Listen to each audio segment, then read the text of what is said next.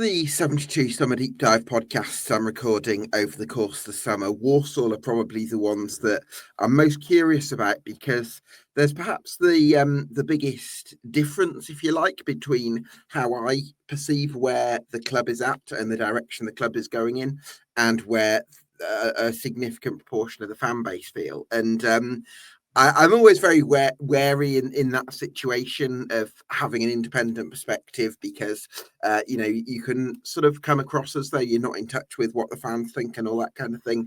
But from my point of view, I really like the work that Trivela have done so far at Walsall. I think they've taken the club in the right direction, not just in terms of building a team that can compete towards the top of League Two, but also I think without Trivela, I think there's a possibility that the Football League's trapdoor would be looming for Walsall, given the way that the previous regime ended in later years. So I think there's definitely been some positive movement. I like some of the young talent that Walsall developed last season, and in the first half of the campaign, they were absolutely outstanding and one of the best League Two teams that I've seen. Now, of course, there is that real disappointment, I think, that Walsall didn't maximise that work and that it didn't end in promotion, which many had considered an inevitability. But I still think that if you look at things completely dispassionately, that the achievement from last season in terms of achieving a fourth place finish, reaching the playoff final and playing some of the best football in the league for large portions of the campaign, that's probably above what was expected going into it. So I do think that whilst Matt Sadler does have to be held accountable for the drop-off in the second half of the season, which was disappointing, and there are all sorts of factors behind that, I would hope that going into the next season, he does still have some credit in the bank for what he's done previously, let alone not even the first half of the season just gone, but also delivering their highest finish since returning to League Two the year before. So plenty to discuss then on this Summer Deep Dive. Yes, welcome along to EFL Debate. If you like what we do here, you can get subscribed to us on YouTube and on Spotify. That would help us out a lot. For now, I'm delighted to be joined by Simon Ward from Walsall Fan TV. Simon, what's your feeling on where the fan base is at with where Walsall are at as a club and also Trivela's ownership of it?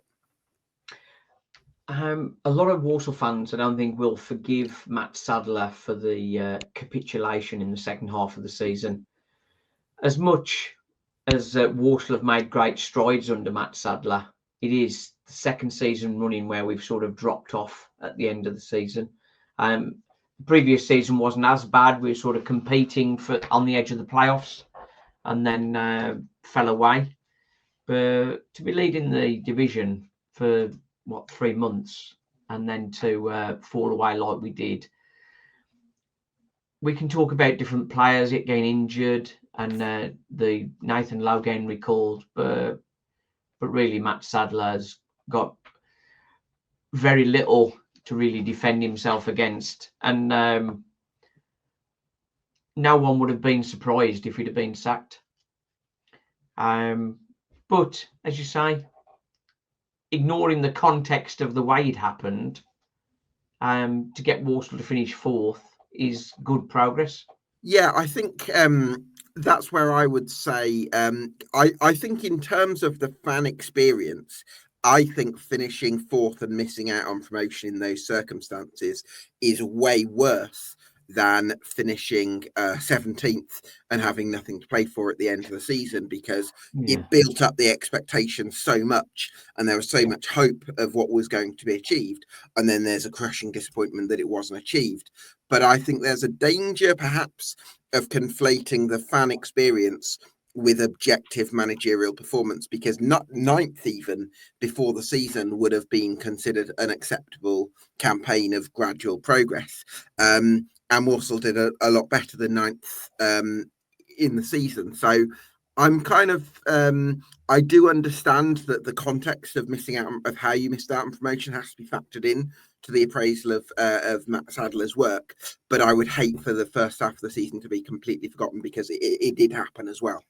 Yeah, I think it's easy for fans to forget the 9-game winning run.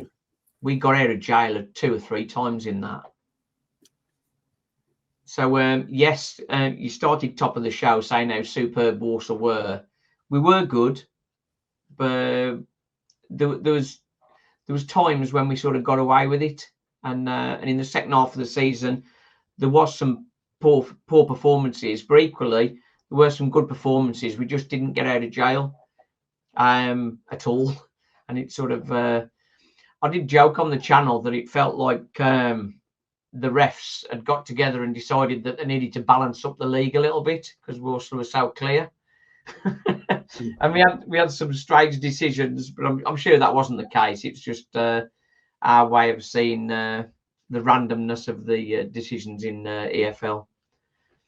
Yeah, I think that's the other thing. I think there were games in the second half of the season, like especially in April, where decisions went against you, where you peppered the opposition for long spells and couldn't quite find the breakthrough. And I think there were games where you could quite easily have won with a bit more fortune. So I would kind of use that argument to kind of counterbalance the point that yes, there might have been a few games in the first half of the season where fortune favoured you. Yeah, you'd rather have the luck balanced out over the year rather than sort of having it all first half and then yeah. The thing is, I think with Walsall last season, yes, there's some experienced heads in there, but generally it is a very inexperienced side. And I think that caught up with people, both in players like Jamie Jellis, playing far too many games for someone who's just gone to full-time football. Same for Connor Barrett. And like with Connor Barrett getting found out by other teams, he hadn't sort of got to the point in his experienced EFL journey when he's learning to sort of deal with different problems and approach it in a different way. The assists and the success he had first half of the season sort of disappeared. And I'm not saying he's not a good player, because he's a very, very good player. It's just given the games, the way the games flowed so quickly, he didn't really sort of have an opportunity to develop something else to sort of counter. And similarly, Walsall strategically, when people started doubling up on Connor Barrett, we didn't find and use the space that created as efficiently as we should have done. So, and I think there are all sorts of reasons for that. In terms of Trivela ownership, what do you make of their first? Is it 3 years they've had as owners of Walsall now? About 3 years, yeah. I think if it would be remiss of me to talk about Walsall, given what's happened. Of course, Trivela bought Droda and then bought Silkeborg, and when we hear the term due diligence used a lot when people are looking at buying companies. For them to go ahead and buy Silkeborg after, of course, Droda had already won the FAI Cup, or I think it was after that anyway. And then Silkeborg then qualify for Europe, but then because of ownership, they can't actually both play in Europe. So effectively, you're taking somewhere in the region, I understand, about 500,000 of revenue taken away from Droda because they won't be able to be in Europe. So that sort of points back to, and it's a big question that I keep asking, is the due diligence was obviously not sort of thought through from a footballing perspective and from the club perspective. So that does sorry, sort of raise other questions. Just remind me, I want to hear the rest of that, but do you know what level Silkeborg are at, or where they are within, what nationality they are, or what level roughly? It's the Danish first division, isn't it? I think. Is that top flight, you mean? Right. Yeah, top flight, yeah. Oh, okay. And they, as I understand that, I must admit I haven't studied it greatly. So my focus is mainly Walsall, as you know. Of course, yeah. But, we've got some understanding of Droda, and we've spoken to Droda, and got some friends of Droda through the channel and that sort of thing. But Silkeborg is with a language difficulty. It's not something that I've really sort of delved into, in fairness. No, you're correct. So they are in the Danish Superliga. So Yeah. yeah. So I think there's a couple of things there. I can certainly see how you'd feel if you're a Walsall fan. Well, hang on, you haven't even got us back to League One yet. Why are you buying another club? Yeah. I think there's been evidence from Droda that sometimes players going on loan there can be a helpful tool to develop players to be ready for League Two, because the League of Ireland is maybe a slight step below League Two, so similar standard to the National League, I think. The Irish League is definitely up and coming. Yeah. And it is a growing area, both support and sort of recognition with the players that have come from there and done very well also. But the other thing I would say, Simon, is that Trivela, how football clubs often operate is that in terms of day-to-day focus, it's probably Ben Sadler, the CEO, who really runs Walsall. So all Trivela need to do is put the money in and trust people like Ben Sadler to run the club on a day-to-day basis. And I'm sure there's other people, but it doesn't necessarily require the owners, who are the ones that are putting the money in, to be the ones who are super hands-on. So I can understand the point about where's your focus lying, but I think as long as the money's there to put into Walsall Football Club, I don't see it as a huge issue personally. Yes, you're quite right. I've got two things to respond to with that comment. Sure. Ben Sadler, let's be very clear, has been outstanding. Oh, I love the guy. Yeah, brilliant. Outstanding as a CEO. His connection with the fans, how engaging he is on things like Twitter, far more than I would be, far more than I am through my channel.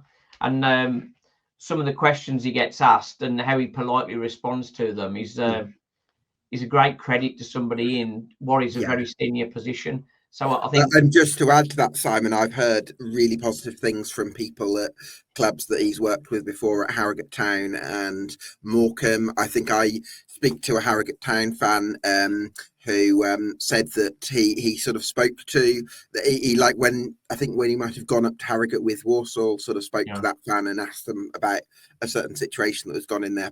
So it's he does seem to be very much somebody who cares about other people, and I think that's a really good thing for a key leader. Like Ben Sadler is probably the key leader, or one of the key leaders of Walsall Football Club at the moment in terms of the operational side. I think to have somebody like that with those kind of people values, I think is a fantastic thing. So you're absolutely spot on to make that point. And I think with the initiatives, with the offers and that sort of stuff that have gone on, has definitely contributed to increasing the attendance. And the overall experience at Walsall has been much better, and he's again a big part of that. So massive credit to Ben Sadler. Really pleased with him, and he's definitely taking Walsall in the right direction. I think Trivela, I think it's easy to sort of poke holes when you sort of don't have that sort of deep connection, but most people, when they buy a football club, they come with a big investment. But yes, they have invested, but they've invested in the bricks and mortar, as it were. There was a leak the last season. The budget was cut. Ben Sadler at the fans forum, staring me in the eyes as he said that was not the case.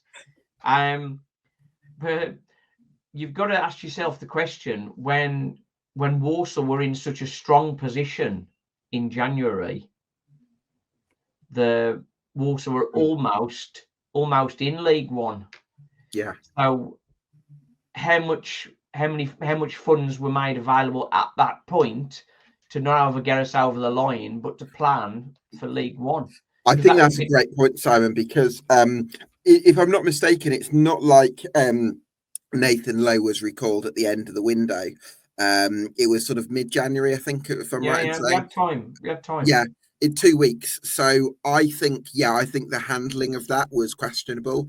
I would question, I think you're hoping that Ethan Wheatley could come in and do the same job, and that didn't quite work out. You're hoping, I think, to get Freddie Draper, and that was pulled at the last minute. So I think there are mitigating circumstances. But to end up to be relying on Levi Amanci, who wasn't even playing for Bromley, and don't get me wrong, Amanci did actually okay relative to expectation, but it's that kind of thing where you think, could you have gone a bit more and maybe signed a bit more depth, maybe gone for another midfielder? Well, if we look at the players that we did bring in, Ethan Wheatley, on paper, you would think Ethan Wheatley similar to Nathan Lowe, but then when you look at the real detail, he'd not played adult football. He had like a little cameo for Manchester United, which I think, let's be honest, Manchester United and the football played in the Premier League compared to League Two is chalk and cheese. So I think a 10, 15-minute cameo, if it was even 10 minutes, playing for Manchester United, he's not going to get roughed up and pushed about like he would in League Two. When he came on for his first appearance, when Jamil Matt got injured against Bradford on 30 minutes, he just got pushed off the ball, and it was a rude awakening for him. Matt Sadler had said during the transfer window that the phone was ringing off the hook with people who wanted to send young players to Walsall. So if that's the case, why have you picked one that's never played adult football and not had a slice, not even had a smell of EFL or non-league football? It was like such a bad call.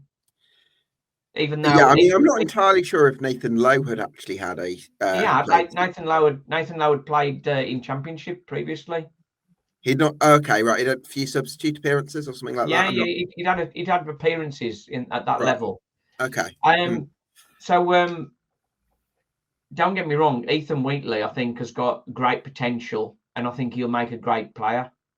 But at the age he was, with the experience he was, I think it was almost a flippant thing by Walsall, thinking like, "Oh, we're walking this league. It doesn't matter what we do in January," and that was perhaps a big mistake. Then, so the choice to bring him in at that point was sort of, I think, if he'd had a list of players to bring in, and that was the one he chose, one that hadn't played EFL before, I think that was a big mistake. And I can't understand, with the knowledge and experience that Matt Sadler has. Yes, he's fairly new as a manager, but I mean, he's been in and around EFL and the Championship for a long period of time. Well, and he had people like Gary Waddock and Richard O'Kelly alongside him who are very experienced. Yeah. And the thing is, yes, he won the treble with Man United in the under-21s, but you step into adult football, into League Two. I think the phrase is airy-arsed centre halves. They're just pushing off the ball. I suppose what I would argue is that if you look at the role Nathan Lowe played, it was very much about dropping in and then running in beyond, and not necessarily. I think the argument would have been that maybe we can rely on a Jamil Matt or even an Ellis Harrison, who was brought in and probably didn't turn out to be up to standard to deal with some of those physical battles, and that would maybe mitigate how much Ethan Wheatley had to do. Obviously, it didn't really work out like that, but sometimes, Nathan Lowe coped with the physical side of it as well. Yeah, that's true. He was very strong. Yeah. The other guy you mentioned there, Ellis Harrison. Again, let's just look from afar. Walsall, top of League Two, almost dead certs for promotion to League One. So a player we bring in is a 30-odd-year-old who's not making the first team, or who's not starting for MK Dons, who at the time like 16th in the league. So was there no players in League One that weren't getting the game time they wanted that could have stepped in there? Somebody in the last year of a contract in League One that could have not contributed. When Ellis Harrison came in, I thought that was maybe cover for Jamil Matt if he had an injury. But then he started playing two old guys up front. That didn't work. When a lot of Walsall's game is about energy. And winning the ball high up the pitch and hitting them with pace at that point. So again, but that was I think the transfer window had closed. Yeah, I agree with you on that. I think that's suspect. Yeah, the transfer window had closed really, and then suddenly it got announced that he'd arrived. So it was a very last ditch thing. Freddie Draper, if that would have come off, then that would I've be got great, a feeling, Simon, that I think my understanding is that the club were at a very late stage. I think when Nathan Lowe went, I've got a feeling that maybe the club were thinking, let's try and get Freddie Draper and let's spend the 2 weeks to try and make that happen. And then Lincoln City pulled the plug on that at the 11th hour. And all of a sudden, Walsall were in a bit of an awkward spot where they're sort of scrambling around for players. So I agree with you. I think mistakes were made. I think they didn't handle it as well as they could have done. I think that there were mitigating circumstances as well as that. And I also think there's a degree of hindsight's a wonderful thing where, in different circumstances, Ethan Wheatley could have turned out to be, a different proposition to what actually turned out. So I think it's a mix of things. I think there's responsibility there, but we hear that people say lessons learned from the mess and that sort of stuff. But these, like Ben Sadler, Matt Sadler, it's not their first rodeo. And we've heard before managers saying we've sort of got a list of players we're looking at, and we've got our first, second, third, fourth, fifth, and sixth option. When they're talking about Freddie Draper, what was the backup if that didn't happen? There wasn't one, and it was just a last minute panic. For me, Emre Tezgel, who they're touting for being available now, and I think Walsall perhaps could get because of how well things went with Nathan Lowe. But like, when they wanted to pull back Nathan Lowe, my first question would be like, okay, we'll have Tezgel because you're not going to play them both. Tezgel's hardly getting a sniff in the first team. If Nathan Lowe's coming back to play, Tezgel is not going to get a game. So they should have sort of grabbed Tezgel at that point. That would have been the better option, wouldn't it? Yeah, I agree. He obviously played in League Two with MK Dons and did well, and that would have been a good switch. But it was such a bad, and again, Walsall, historically, we've got such a poor reputation for January. In the past years, it's like anybody with any value was sold in January. And then we're sort of not bringing people in to sort of strengthen our case. And then when you look at midfield, it's easy for people to say, oh, Nathan Lowe went back, Walsall fell apart, it was a one-man team. Two players that were doing very well for us were Jack Earing and George Hall. They were generally coming off the bench, but as you'll see from the stats, Walsall scored the majority of their goals in the second half of the game. And Jack Earing and George Hall were a big part of that. Well, they both got injured in January. So then when we're looking to replace them, you've got two players they're bringing to replace them. Alfie Chang, who at the point of signing was not fit after having an injury and having 12 months out. So when you need to replace if Alfie Chang was fit when he first came in, I think it could have made a difference. Yeah, because I thought at the end of the season he actually produced some really good performances. Yeah, great player, but he just wasn't fit to play when we brought him in, when we needed him the most. And then the other guy we bring in, Darius Lipswick. Hey, Darius Lipswick. What? Yeah, he came in on loan from Stoke, but again, he'd been captain of the Stoke under-21 team, but he'd not played adult football and was clearly not ready because he didn't make any of the squads. Sorry, Darius Lipswick. What? Lipswick. I've literally never heard that name. What? Darius Lipswick, yeah. He came on loan from Stoke during the transfer window, but never made the squad, never got anywhere near the squad. The nearest I saw him was he was in Smashburger before the match. Oh, right, okay. Right, okay. So let's have a look at the squad then. Going into this summer, because I think the goalkeeping position, you had Tommy Simkin last season. At the moment, we don't know whether Sam Hornby is going to stay on. I imagine that would be to be backup if he does sign a new contract. Yeah, Kilroy has signed his first professional deal, so congratulations to him.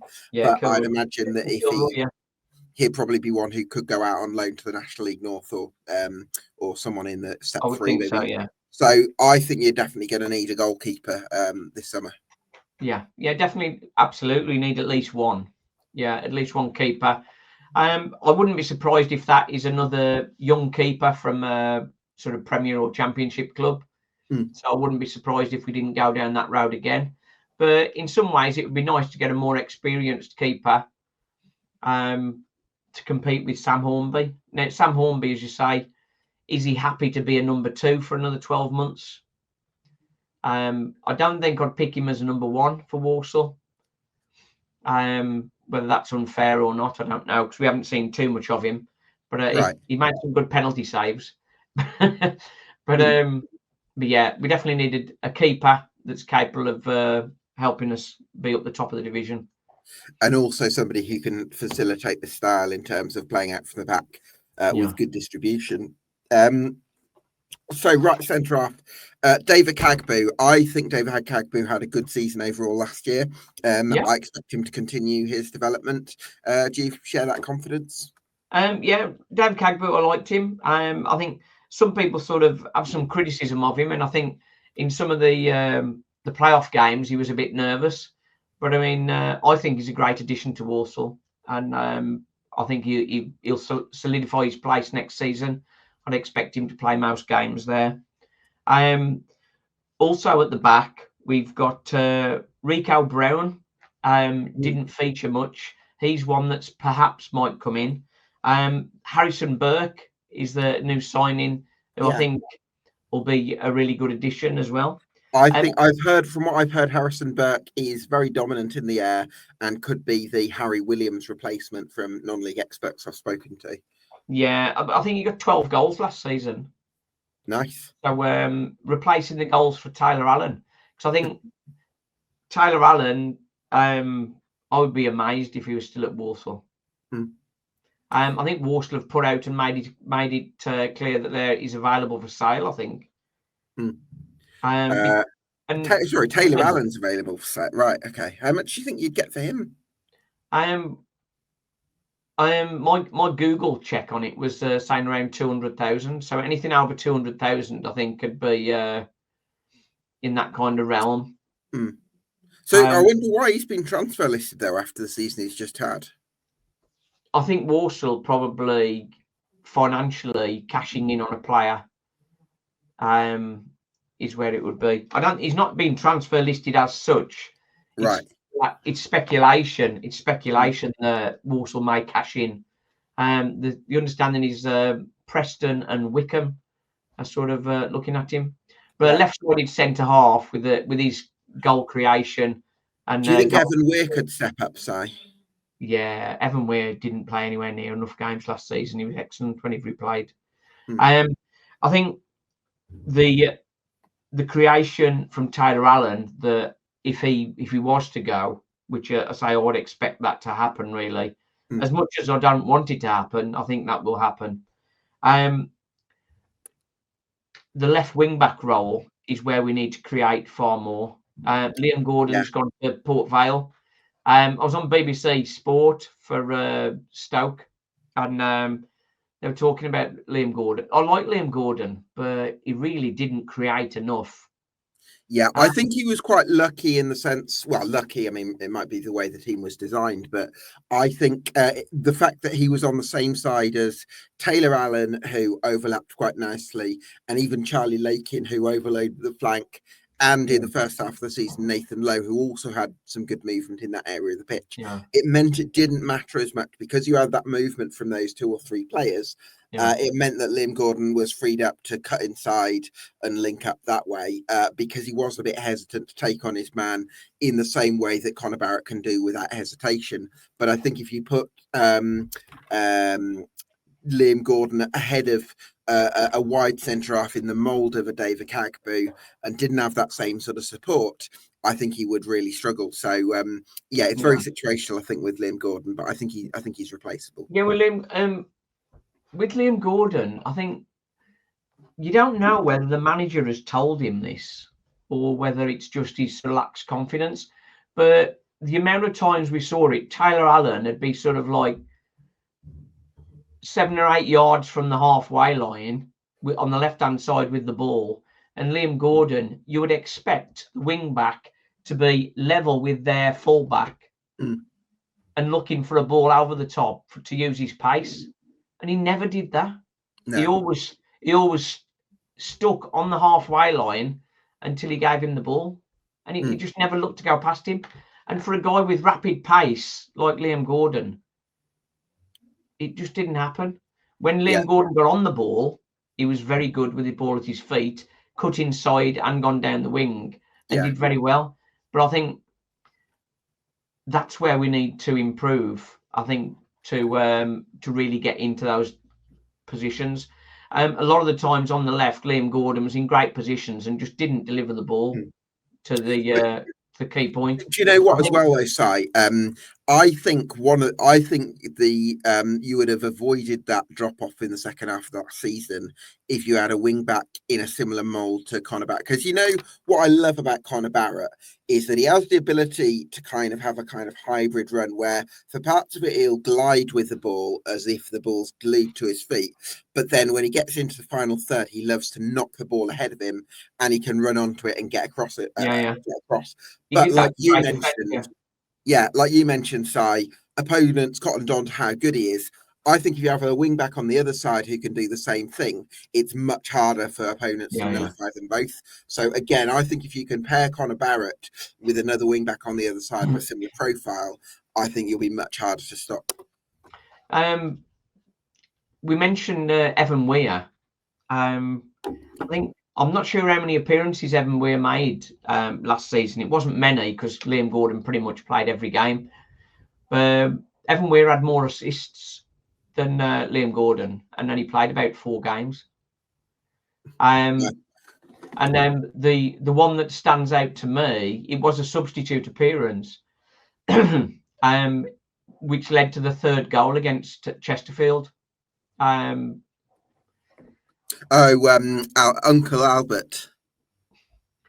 No, it was a Levi Manchi popped the winner in. Oh yeah. But, it's Evan Weir sort of sprung down the left hand side. Their fullback pretty much gave up the ghost and just let him run, and then he just pinpointed a pass perfectly to a Manchi who just controlled it and tapped it in. For a 3-1 in a game that had been quite tight and sort of flattered us really. But that was the benefit of Evan Weir, and I just can't understand why he didn't play more games. I mean, I think the obvious answer would be the form of Taylor Allen, but he played left wing back. He can play left wing back. Right. So over Liam Gordon, you would say? Yeah. Or replacing Liam during the game, like last 30 minutes. Yeah, that makes sense. I wanted to sort of circle back to the middle centre half role, because one thing that does concern me a little bit, let's say it's a back 3 of David Cargbo, Harrison Burke and Evan Weir next season. The worry for me would be the lack of experience. And that was the one thing that when you were playing really well, I did feel like that sense of a youthful back 3 could be got at in terms of balls into the box. And I'm just wondering, are you going to be looking at one experienced defender who fits into the style of play that Matt Sadler wants to implement, but could just give you that little bit of know-how in high pressure moments? I think the one perhaps in there is if we had an experienced keeper, because we remember at that point you've got 3 young players, and then Tommy Simpkin behind them. So that was sort of like a whole sort of world of youngsters, as it were. That Walsall are talking to Priestley Farquharson about a contract, but he would be a perfect guy in there. But I mean, you just can't rely on him to be fit. So I can't understand that's conversations going on. I mean, the reviews that I've got from Harrison Burke, I think Jay from Off the Line blog, for instance, is very big on Harrison Burke and thinks he's a big talent and he's excited about how well it'll do. But I think you can fall into the trap of having 3 extremely talented defenders who are very capable individually, but maybe just missing that linchpin, that experienced head. And so I think that's the balance that Matt Sadler's got to try and strike this season. Well, Donovan Daniels has moved on, but as I was saying with Priestley, the Priest, I spoke to him near the end of the season, and he said he'd been fit for over 2 weeks and just not selected. Right. So why he suddenly becomes favourable and offering him a contract because during the running, maybe putting him back in the team would not have been such a bad thing. Yeah, I suppose so. I mean, he hadn't played for a long time, had he? I suppose it's that difficult one, isn't it? It's that difficult one. But I think lack of experience at the back could mess us up. Except we all know what it's like having a James Clark at the back. It's sort of indispensable, that kind of player. Or an Andy Butler type, going back a bit further. Andy Butler, So in terms of that right wing back spot, we've mentioned Conor Barrett. I love Conor Barrett. I think that I expect him to be one of your most important players this season. But what I also like is that you've signed Courtney Clark from Eastbourne Borough, who is a similar profile of player, likes to get up and down, very attack minded, has some sort of raw edges, if you like, that need to be refined. But what I quite like is that there's going to be the odd game where Conor Barrett might need a rest. And I'm hopeful that Courtney Clark can be somebody who can come in and I think let's hope that Matt Sadler's learned his lesson about overplaying players. Yeah, for sure. And if for people who don't play, they would say like playing once a week or twice a week, that should be okay, shouldn't it? But the reality is it was his first season in the AFL, first season as a senior pro, and then he's playing like 55 games in the season.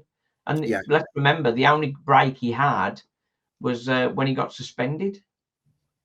I mean, don't get me wrong. I think Conor Barrett had a fantastic season last year, but I can see the point about physical fatigue. I think it's difficult. I think I mean, who would the alternative to Conor Barrett have been last time? Would it have been Albert Adoma, right wing back? Well, of course, we've got Nathan Asimwe, who did replace Conor Barrett at the end of the season. Do you know what? I liked Asimwe, actually. I thought he was, because he could play on the other side, couldn't he?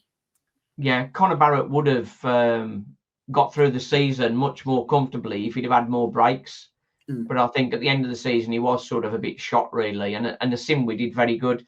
He's got another year at Charlton, so I think he's not really one that we're going to be able to get at the moment. And unless Charlton feel like they're a championship club now when they're not sure that he's going to be part of their squad for next season, and he does want to be. Yeah, I think with Liam Gordon going, maybe there might be a question there for left side. But Courtney Clark, as you say, is a good addition. Last season, the one that would have been in place to rest Conor Barrett would have been Albert Adoma, or alternatively, Rico Brown can also play on the right side. So in games where we're under the cosh, Rico Brown. Games when we're not so under the cosh, maybe Adoma on the right side, which as a winger, which is what his role is. Are you hopeful that somebody like Rico Brown could have the kind of season that somebody like Harry Williams from last season had, in terms of just coming out of not really being on the not really being in the squad this year much, but then sort of having a good pre-season and sort of coming into the equation?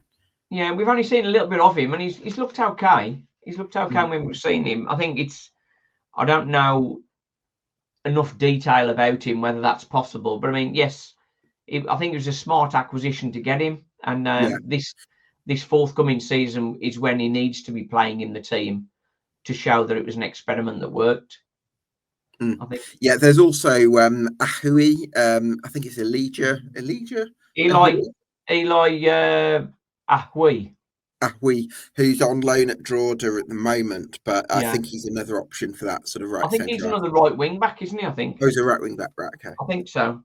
I think he's on the right wing back side, because I thought it was strange. I could be wrong, but if he's right-sided, then that's another one. So I think, Simon, what we could see is that if Conor Barrett gets sold next summer, then Courtney Clark could become the first choice right wing back, and maybe Ahui could be the understudy. So you've got a decent conveyor belt there of your big hitter, but there's some players good progression. nicely underneath. So there's some good progression there.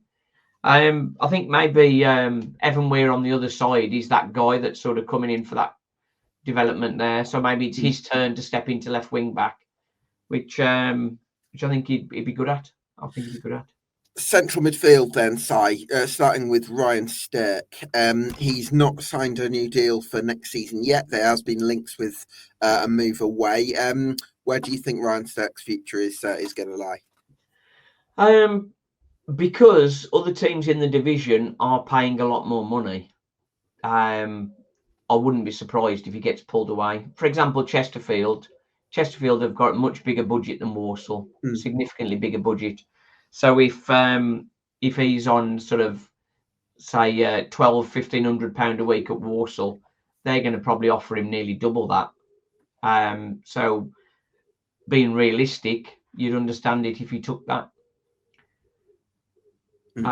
It would be a loss. It would be a loss, but again, on his day, very, very good, but somewhat inconsistent. And second half of the season, like many of them, sort of fell away and lost his way a little bit, really.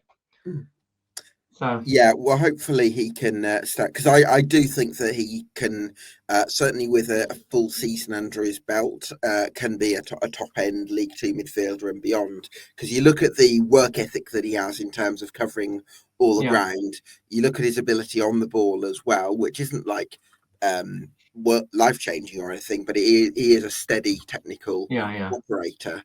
I think he does have that potential to find that extra gear if he stays on next season. So I think if you could retain him, I think that would be a big step forward. But maybe he started all 46 league games, didn't he? So maybe a bit more of a rotation. And well, we've got Brandon Comley is under contract for next season. So Brandon Comley is an experienced guy that can drop into that role. So having maybe a younger guy alongside him, perhaps, or somebody of a similar ilk alongside him to sort of rotate the two of them. I think that would give a bit more experience to the midfield. I think that could help. Because again, the midfield, very young team, really. With sort of Stirk, Jellis and Lakin. That was sort of quite a young one. I think Lakin, I'm not sure how old he is actually. It's I would guess about 24, 25, something like that. Yeah, I think he's probably that. So he's getting there. I think in midfield, we'll need a bit more in there. Ronan Mayer, Simon, is interesting. For me, it feels like now or never for Ronan Mayer, because he's consistently done well in the academy. He's consistently done well out on loan. And I think that for youngsters who are also hoping to get a chance at Walsall, I think Ronan Mayer almost represents do we have a shot at making our way into the first team?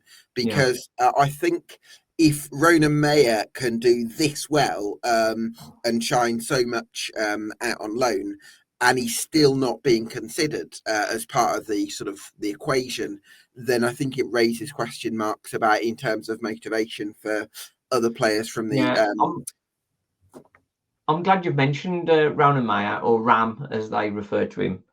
I understand he's sort of in negotiations for a contract, but I think because of how long he's been at Walsall, I think it's likely that he'll get a signature, I think, or a big compensation package if he didn't. I can't understand why he didn't get more minutes, particularly end of January when we got the injuries. And he'd been out on loan Tamworth and done well at Tamworth.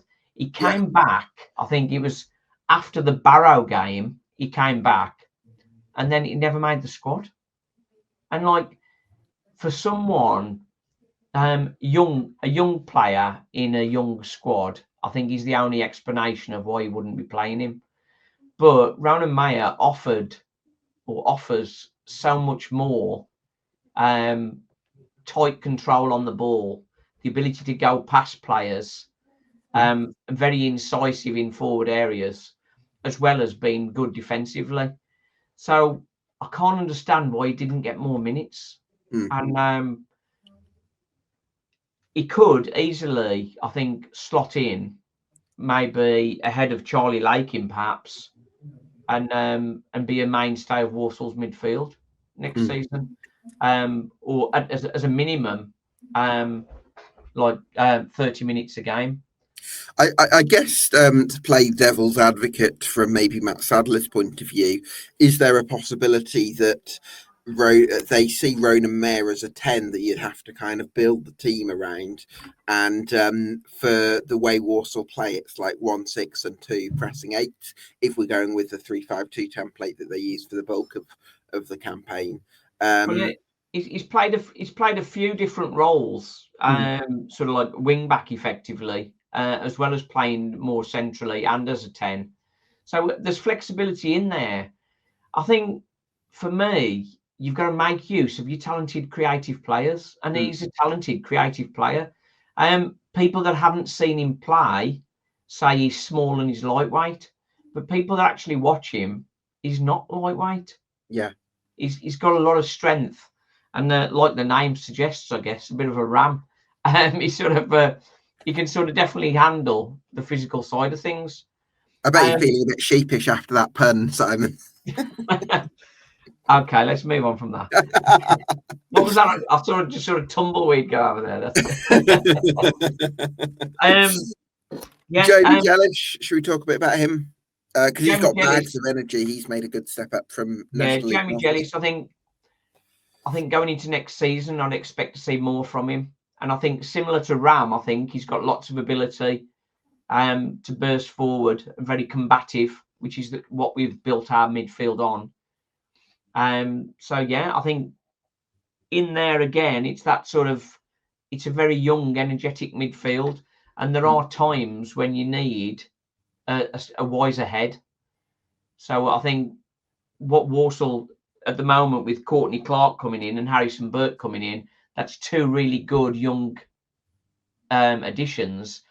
But I really feel like we need a midfielder who's got some experience, maybe can put his foot on the ball and sort of just calm things down a little bit in the middle of the park. There's one player recently, Raheem Harper, just gone to Barrow, former Albion player. What's your thoughts on him? Do you think I'm not sure he would be my choice, Raheem Harper. Yeah, I don't think you've missed out on a huge amount. No.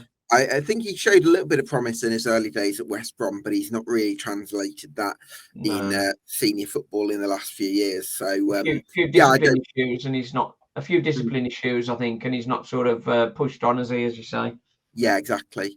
There's also Dylan Thomas coming through the youth system. So I wonder if he could be one to watch, or whether he'll go out on loan. I think because he's a lot younger, Dylan Thomas. I think I would see him going to Rushall and Tamworth down that sort of route next year, and following Ram really. I think he's probably a year behind Ram as far as development is concerned. So I think definitely a series of loans for him next season. And if he can sort of push on with those, I know he had the injury early part of the season, which sort of held him back a little bit. But he's definitely one that's on the conveyor belt heading towards the first team. We've also got Charlie Ragg. He's went on at Bromsgrove, did very well. Bromsgrove, I think it was. So he's another one. He's another one working his way through the along the conveyor belt, as it were. Hoping to go on a rags to riches story. Do you know where? Let me just break off slightly. I've just come back from an 80s weekend, and on this 80s weekend they had some comics on, and they weren't very good, to be honest. But the last one, this woman that came on, she was absolutely awful. But I think, given your quips, I think you'd probably get a slot there. I think. Oh, brilliant. So definitely need a second striker. I think that's pretty obvious. Somebody who can. I think, yeah. Just before we get into that, Sure. Albert Adoma, not officially signed a new contract at the moment, but he's been on his socials with his number on the new Walsall top, so that sort of infers he's staying.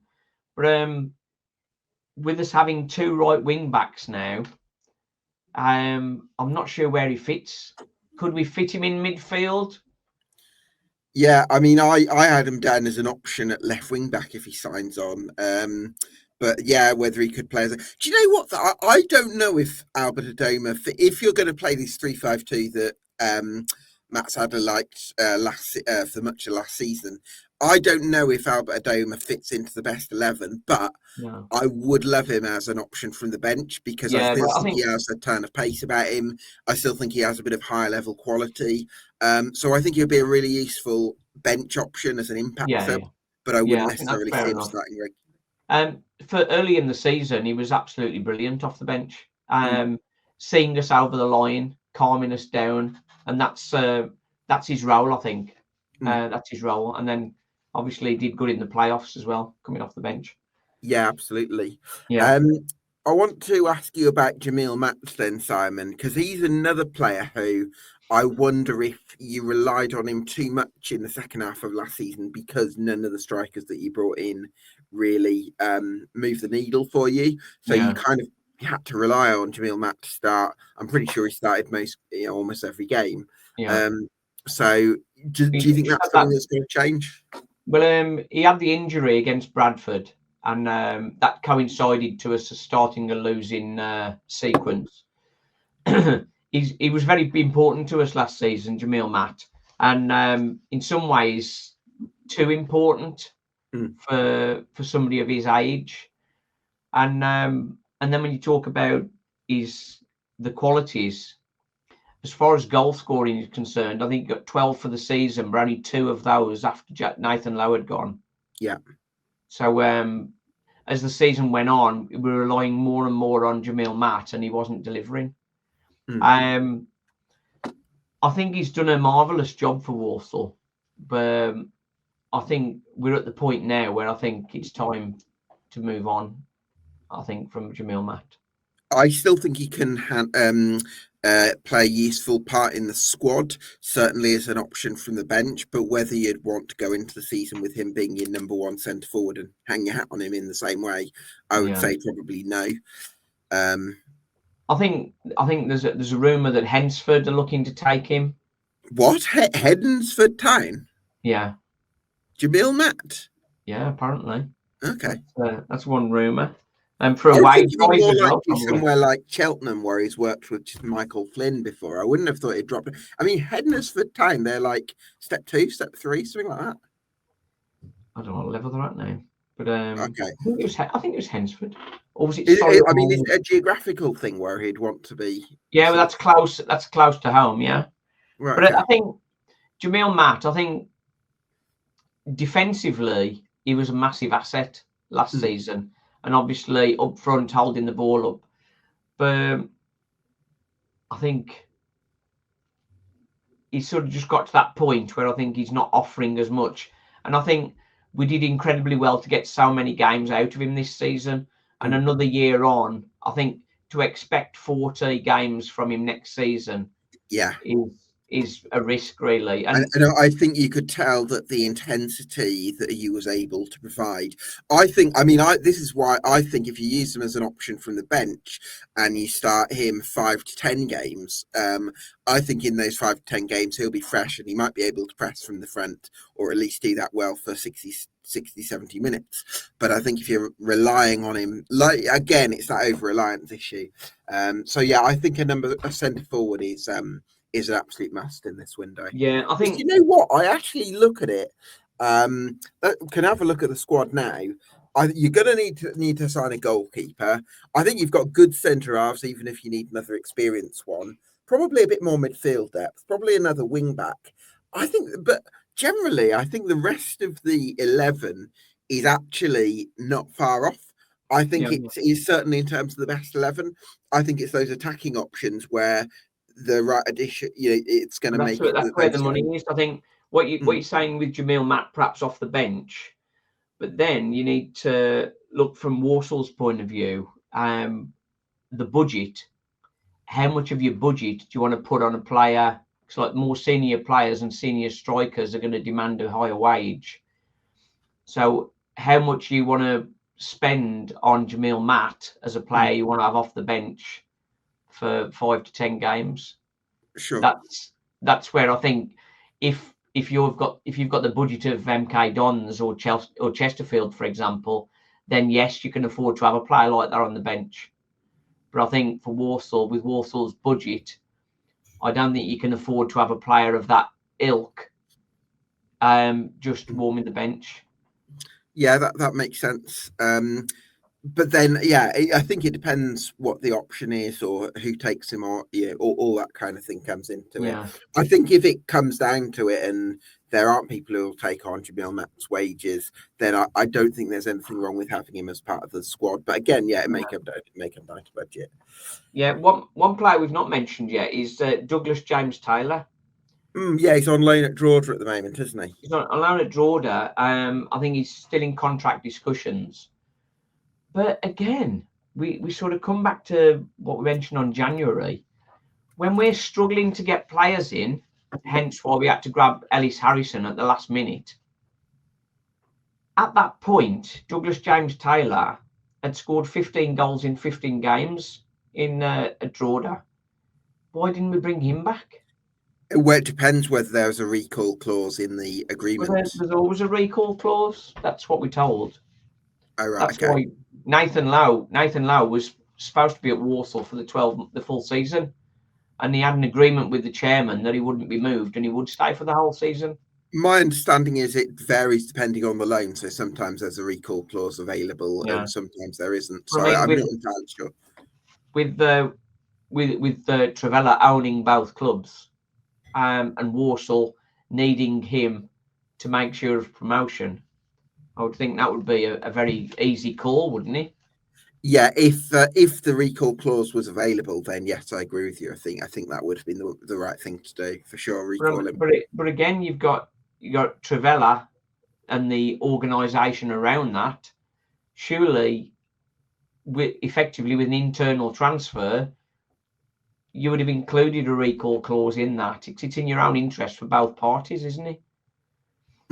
So that's another one that that was another frustration with January. Some people don't think he's adept and sufficient enough. But if we look, I assume you saw the Wembley.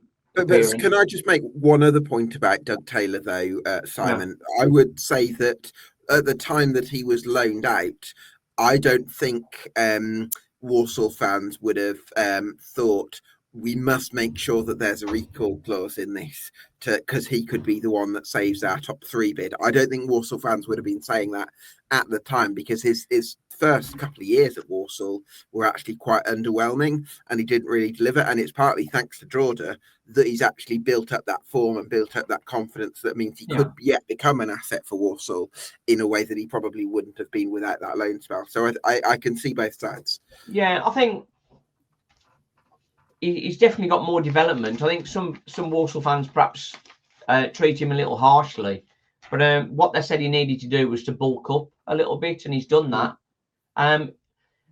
If we think of the Wembley game, Jamil Matt on the nice big Wembley pitch chasing shadows, and then Douglas James Taylor, significantly more pace and a proven finisher. Ethan Wheatley, that would have been really perhaps unfair on Jamil Matt to be taken out and a real lot to put on Ethan Wheatley's shoulders to put him in for that game. But I mean, on a bigger pitch and on that occasion, Ethan Wheatley would have been very comfortable in that I environment. don't know. I think it's very difficult to say Ethan Wheatley wasn't. We shouldn't have signed Ethan Wheatley because he didn't have the physicality for League Two, and he wasn't up to the pace of it, and he wasn't up to the tempo of it, and wasn't ready. And then say at the same time, why wasn't he starting or playing in the playoff I think promotion? So I think when they signed him, he wasn't ready. But after he'd had the spell of 3 games and then was taken out, and then he spent time in and around the squad and training with the squad, I think he should have been ready at that point to sort of start dropping into like games, like last 15-minute cameos and that sort of thing. I think that can be true, Simon, but I also think it's true that ideally at the back end of the season, when everything's on the line and you're going for promotion, you want players that have been there over the course of the season who you feel like you can rely on to get you over the line. And I think Ethan Wheatley there probably would have been a question mark over. That's not to say he couldn't have delivered, but I think it would have been difficult. But then again, I also think none of your other forwards were delivering, so I don't think it was an easy situation. I think we've all done this, haven't we? We've made a decision, and then you think, hang on, maybe that was not the right decision. And then you want to sort of vindicate your decision and sort of give him another go. Yeah. But Walsall, after those 3 games, pretty much just dropped him from the 18. He did appear on the 18 in 1 game, didn't get on. But other than that, he played 3 games and then he was just dropped completely out the whole squad. Yeah, I don't know what the explanation for that would be. Yeah. And then he played in the under-21 game and scored. And then played in England under 21 and scored again. And then so he's showing that he's still scoring goals, but then not getting a sniff in League Two. Yeah, you would think if you're scoring for England under 21s, you'd get an opportunity for Walsall when none of their strikers are doing the business. So yeah, I can understand that. Yeah, I can understand that. But then you can see where I'd kind of take exception slightly is it feels like a slightly inconsistent argument in that on the one hand you're saying we shouldn't have signed Ethan Wheatley because he wasn't ready, and then on the other hand you're saying why weren't we playing Ethan Wheatley because he was ready, and I understand kind of where you're coming from in terms of the timescales, but I also think there's a slight inconsistency there, so that's what I would kind of. No, I understand what you're saying with that, but I think when he entered the fray against Bradford, he'd been in the Walsall building probably about 10 days, I think. Yeah, that's true. So you need time to adjust to your new surroundings. If you think Ethan Wheatley from the age of 9 has been pampered in the Premier League with Manchester United, and everything's been sort of put on a plate for him, with a very good passing game, sort of setting him up with very little physical objection, and then he goes into a Walsall training game and he's up against physical guys, the likes of Priestley, Rico Brown, David Cagbo, and he's having to compete alongside somebody like that. That's how he responded to that. Sure. Maybe the reason he didn't get another run was because he didn't respond to that, perhaps. But in a wider expanse of a game like at Wembley, I'm just thinking that would have been a bit of a wild card to throw on. Yeah, that could have worked for sure. You're quite right. It is a double standard. What I'm saying, he proved himself not ready. Got dropped from the squad. So, but then the other question is Danny Johnson. Oh no, I don't think Danny Johnson would have made more game time for Danny Johnson. His all-round game just is nowhere near the level. I think Ethan Wheatley could have worked out, but I don't think Danny Johnson's all-round game is at the level. Personally, the thing is, I saw the game against Wimbledon, where like some of his passing was just horrendous. And if you're playing deeper than playing off Jamil Matt, you've got your all-round game in terms of dropping in and linking players got to be of a decent standard. And I don't think it was. Yeah, I think the thing is with Danny Johnson is that opinions vary, but it's crystal clear that he takes chances. True. And I think he was the better finisher. You get the ball to Danny Johnson. You get the You get the ball to Danny Johnson in the box, he's going to be scoring. He's the best finisher in the squad last season. I'll give you that, other than Nathan Lowe when he was there. But I also think that you're also limiting how much you can create when you have him on the pitch, because he can't really run in behind because he hasn't really got the pace. He doesn't drop in and link play very well because his passing isn't of a decent standard. So it's literally just finishing that's the only attribute that saves him from being, at a few lower echelons of non-league. So I think that's too big of a reliance, whereas especially when you think about the solution that you're looking for is to replace somebody like Nathan Lowe, who had this incredibly wide range of qualities, and you think Danny Johnson, who's just a finisher, could have been remotely resembling a solution. I don't think that makes sense to me. But do you not think at Wembley, when Wimbledon, notoriously good for defending, they're 1-0 up, we're in the second half and struggling to break through. Danny Johnson, is that a player that maybe just get that opportunity? I see where you get like the last 5 or 10 minutes, maybe, when it's absolutely. But but then I think there's players with bigger skill sets who I'd rather have on the pitch. So I understand where you're coming from. I do recognise that Danny Johnson can sniff out chances and score goals. I recognise he's got that, but I think his skill set is too narrow for me. Yeah, I think you mentioned earlier on very briefly Levi Amanchi. I think he's got quite a future, to be honest. I think he needs more consistency to his game. He's a bit of a wild card, so people don't know what to expect from him. And I don't think he knows what to expect from himself. I think he's got a good future. I think. The other player that we haven't mentioned is Josh Gordon. Would you think? I think it's been a while, hasn't it? Would you think Walsall will be competing at the top end of the division if we're starting with Josh Gordon and Levi Amanchi? No. No, well, I think Amanchi's got some potential, but I don't think Gordon's last good season for Walsall, well, at all, I think, was probably the 1920 campaign. 5 years ago. I don't think he moves the needle at this level now. No. Well, when Walsall gave him a 2-year contract, we couldn't believe we'd signed him, let alone give him a 2-year contract.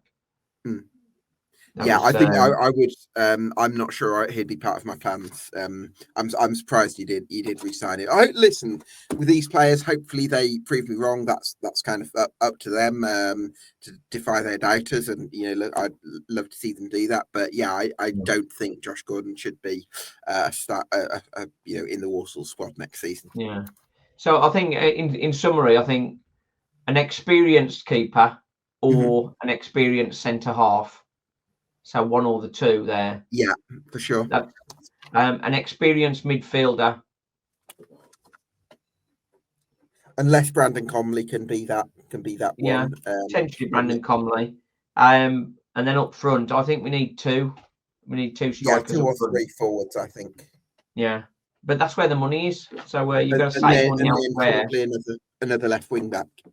Yeah, I think if Ronan Mayer signs, that gives us extra energy in the midfield, but I think we still need that experienced midfielder in there.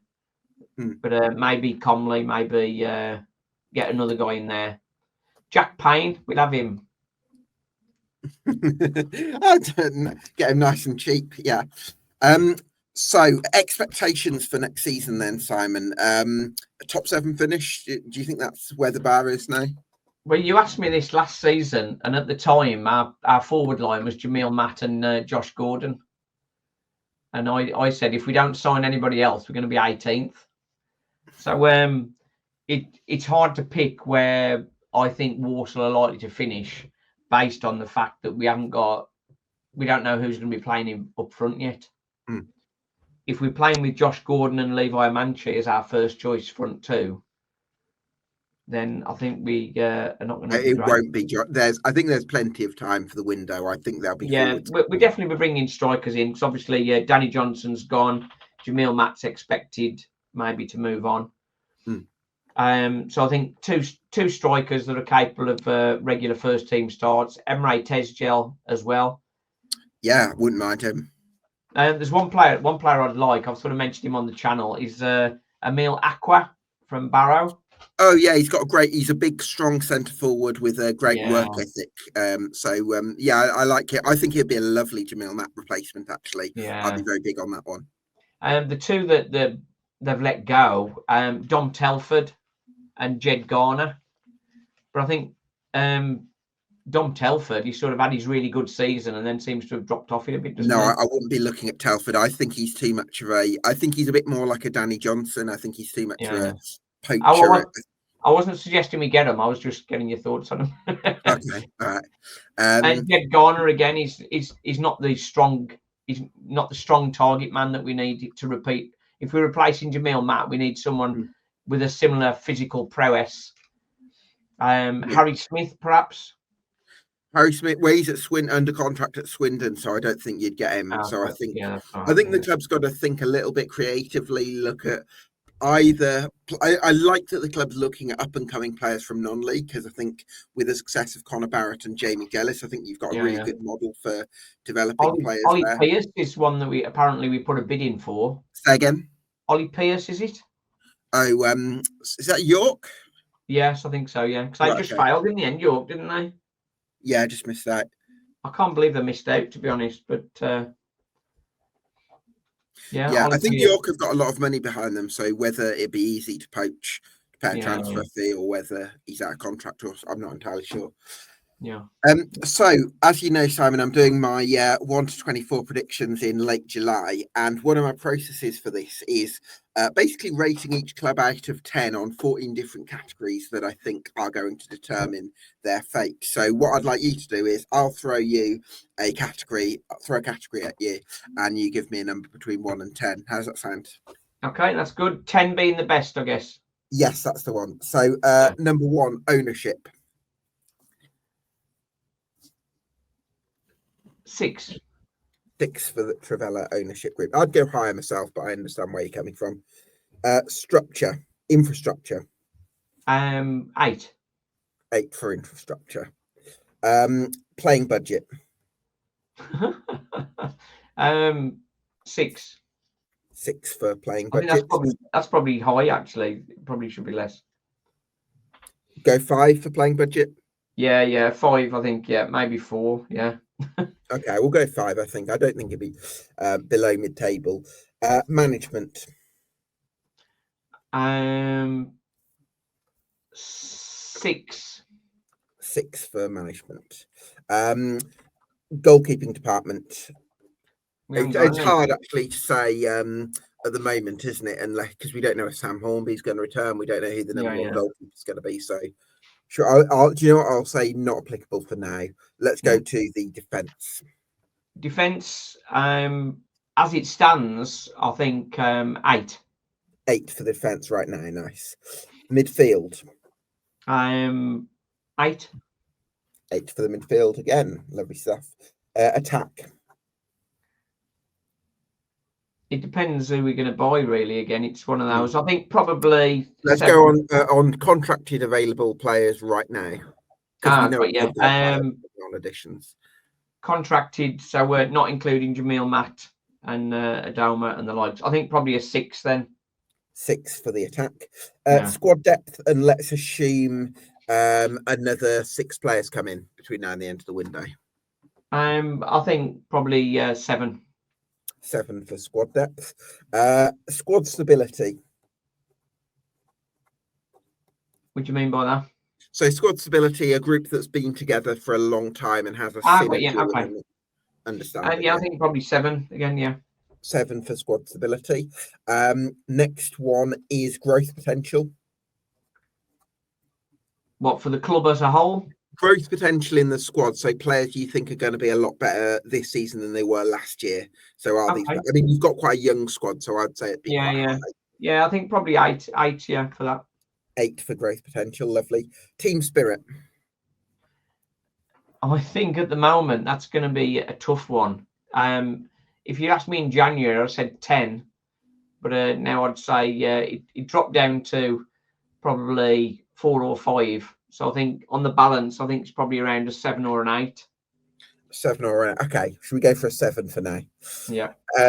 Next one is fitness. 8 or 9, I think. Quite a fit team. Okay, I'll go for an 8 for fitness. And final one, quality. Again, a little bit unknown with further additions, so just going on Yeah. what's I think sort of 7. I think 7 on what's there now. Okay, lovely stuff. And just some final quick fire questions from me, Si, if that's okay. What's the biggest reason to believe in Walsall right now? Ben Sadler has made superb progress with the club, and yes, we are working on a tighter budget than some, but the cohesion of the club is moving in the right direction. For me, it needs more investment from Trivela, but I think the positive things is what Ben Sadler's doing. We are moving things forward. Things are more positive than they were 2 or 3 years ago. Yeah, I agree. Biggest reason for doubt? Matt Sadler, really. Whether he can do it again, because obviously he's fell away twice.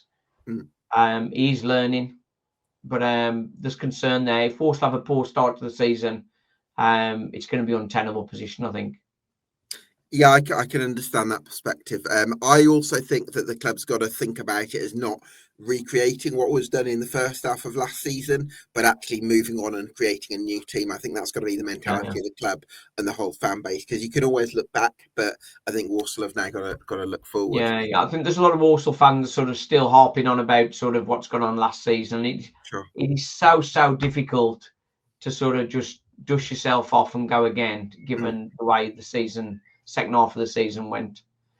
But it's a funny one, It's a funny one. The historically and almost hysterically, Walsall have a good and a bad half of the season. It's either a bad first half, good second half, good first half, but quite often it's been like that over the years and years. And a friend of mine, Keith, I've got his book here. This wasn't supposed to be a plug show. Keith Holmes, Walsall 1966 to 1980, which just happened to coincide before I started supporting them. I was reading some of that, and it was talking about how they fell away at the second half of the season. And I was reading that a couple of months ago, and it was like, I don't want to read this just now. But I mean, historically, Walsall have a run of good games, run of bad games, and that's frustrating. But hey ho. Joy and the pain. Final question. What's your too early for a prediction, I think, without knowing the full incomings? What's your general feeling, an instinct about what next season might hold for you? I would expect Walsall to be top 7 next season. Yeah. Well, given the experienced players we've got in there. Obviously, if Taylor Allen goes, that would be a big hole. The likes of Conor Barrett, Evan Weir, Jamie Jellis, Charlie Lakin, Comley, David Cagboo. There's a lot in there from last season. So there's a lot of stability in there, hence my score on the stability of the squad. Yeah. Absolutely. Simon, it's been such a pleasure to chat to you about the Sadlers this afternoon. So thank you so much for joining us to bring us the joy and the pain from Walsall Fan TV. Get yourself subscribed to them. Get yourself subscribed to EFL Debate on YouTube and on Spotify. That would help us out a lot. And we'll see you again for another Summer Deep Dive very soon. Cheers.